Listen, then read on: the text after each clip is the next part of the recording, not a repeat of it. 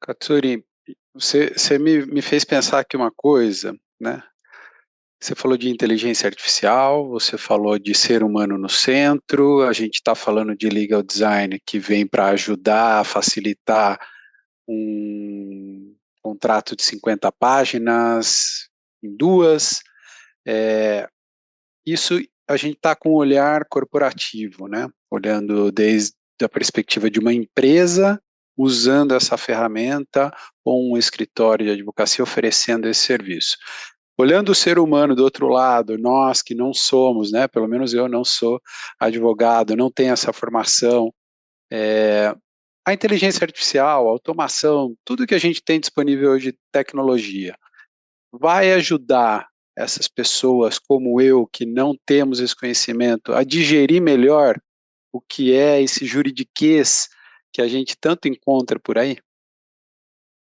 A inteligência artificial, ela precisa de uma inteligência natural por trás, né? E a inteligência natural somos nós, seres humanos, que vamos colocar lá os comandos, os prompts necessários.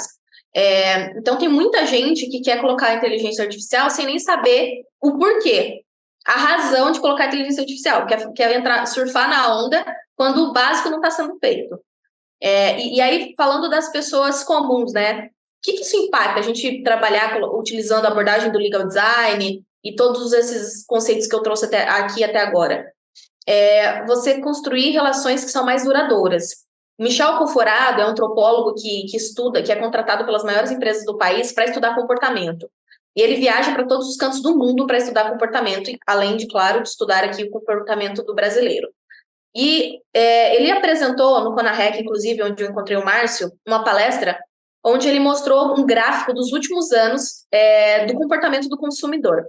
E aí, resumindo, ele falou muito sobre a geração Z, que é uma geração que hoje está muito dominando as relações de consumo no mercado, mas, de modo geral, os clientes estão cada vez menos leais às marcas.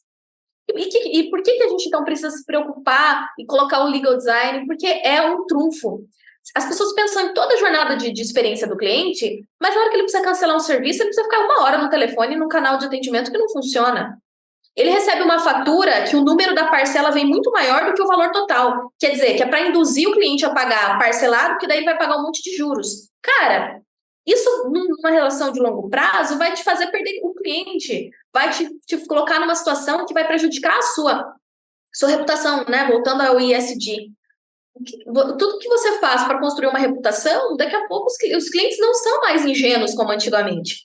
E se você não faz um trabalho legal, tem 1 milhão de pessoas concorrendo contigo. Porque hoje o microempresário lá do interior de Santa Catarina, ele concorre com uma empresa aqui de São Paulo, porque o digital colocou todo mundo num pé de igualdade, para muitos contextos, obviamente, não é todos, mas muitos contextos, que antes não existia.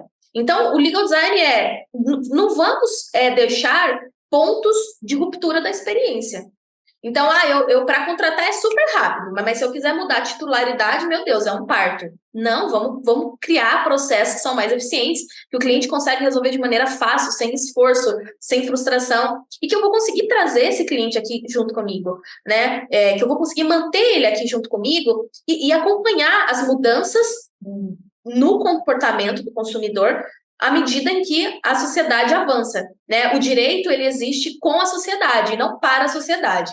Então, a gente precisa acompanhar essas mudanças. Um exemplo muito prático é o contrato que antes se enviava por e-mail e hoje tem empresas que enviam um contrato pelo WhatsApp e que redesenham o contrato. Então, um contrato que tinha antes 10, 15 páginas, hoje tem 5, às vezes 4, com uma linguagem simples, objetiva, direta, com layout agradável, né, onde você consegue localizar as informações rapidamente, sem letra miúda, sem aquele jogo de palavras que você não entende bem o que você está contratando, ou o que aquele documento está regulamentando ali. E aí os contratos que demoravam, sei lá, 1 semana, 15 dias, 20 dias para serem assinados, hoje às vezes são assinados em 48 horas. Então, a gente está falando de uma melhoria na experiência do cliente, a gente está falando de um fortalecimento da reputação das marcas diante dos consumidores, a gente está falando de uma eficiência operacional, porque o seu colaborador não precisa ficar ali horas explicando para o cliente uma cláusula que às vezes nem o colaborador entende, e aí ele tenta explicar para o cliente que entende menos ainda.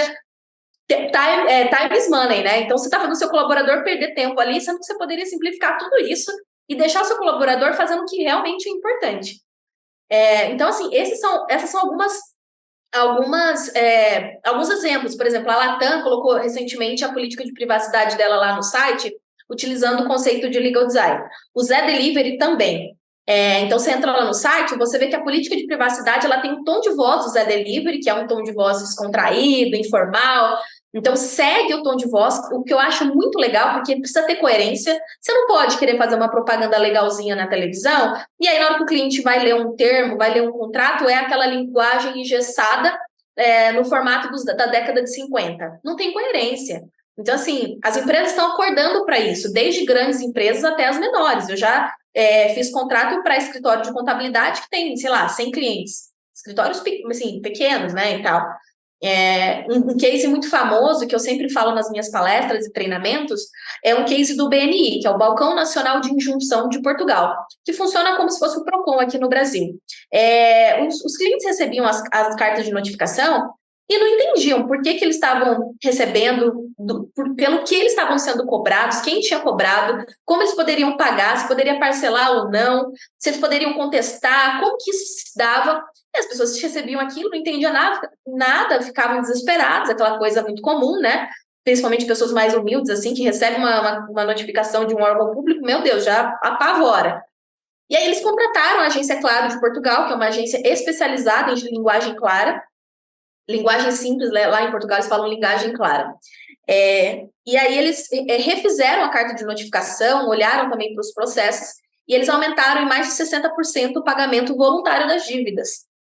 Então, assim, é uma transformação muito grande, né? E isso é aplicável não só para órgãos públicos, mas para empresas de todos os segmentos, portes imagináveis e inimagináveis. É só a gente olhar com criatividade para a resolução dos problemas.